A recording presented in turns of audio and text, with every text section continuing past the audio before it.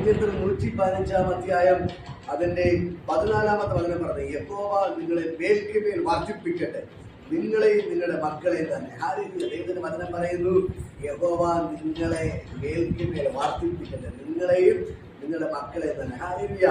ഇന്ന് പകൽക്കാലം മറ്റുള്ളവർ നിങ്ങൾ തകർച്ച കാണാനിരിക്കുമ്പോൾ ദൈവത്തിന്റെ വചനം പറയുന്നു, നിങ്ങളെയും നിങ്ങളുടെ മക്കളെ അവൻ മേൽക്കുമേൽ വർദ്ധിപ്പിക്കും. ഹല്ലേലൂയ. നിങ്ങൾ ഒന്നുകൊണ്ട് ഭാരപ്പെടേണ്ട.